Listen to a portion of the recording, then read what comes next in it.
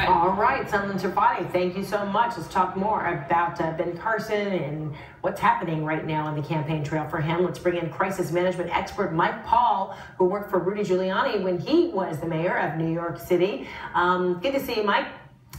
Great to see you, Fred. How are you? Okay. All right. So growing questions about Ben Carson's account of events in the past, stuff that he has written about and he has talked about publicly, where it be on interviews or even on the campaign trail. So you are, damage control, crisis control. Is he handling it well? Because last night we saw a little difference in the tenor of his voice when he addressed some of the concerns and he called the media out to get him. How do you suppose he's managing it? Well, in your view? I would give him a D. I don't think he's doing a good job at all. One of the things we need to realize, and maybe it's obvious, but I think it needs to be said, that this is the first African-American Republican frontrunner in the history of politics. So him himself having more of a quantitative background, more of a science and math background. He was an amazing surgeon, understanding science and medicine, but we've taken him out of his lane. He's not supposed to be an expert in this area.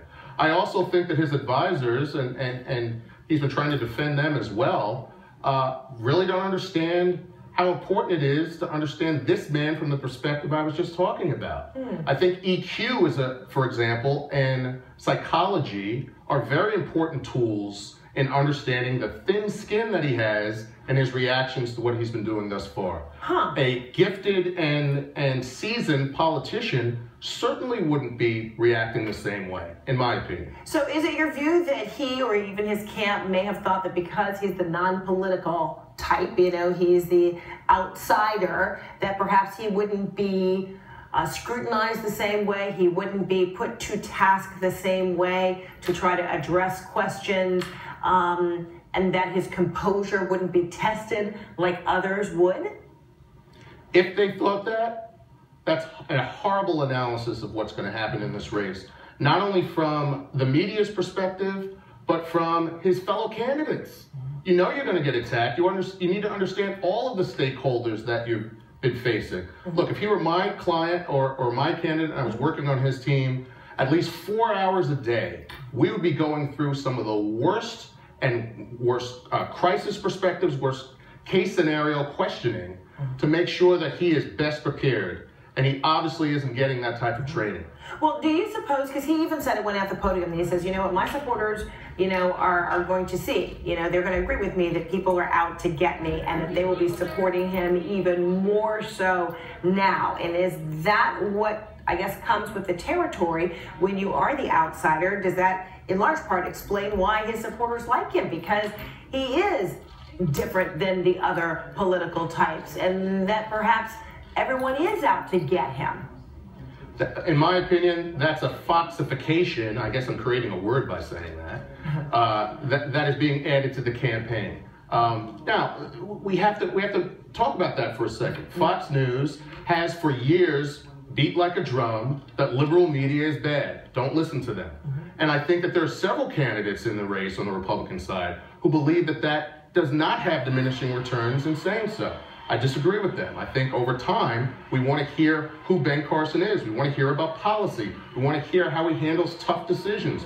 We want to hear what his character is. We want to hear if he has integrity. So we should be vetting everyone. Any seasoned political consultant would be telling him, this is normal. There's going to be more. It's going to get more difficult. You're a front runner. There's never been an African-American Republican who was a front runner before. We have to do more work. We got to be like Rocky in the ring every day. We need to prep you. You need to understand political policy. You need to understand worst case scenario thinking.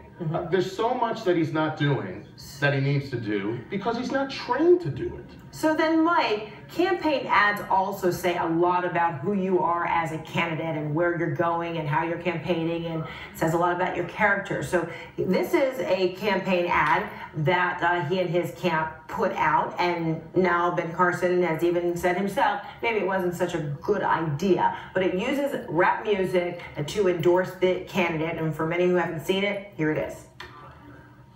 Freedom is not free, and we must fight for it every day. Every one of us must fight for it because we're fighting for our children and the next generation. If we want to get America back on track, we gotta vote Ben Carson, a matter of fact.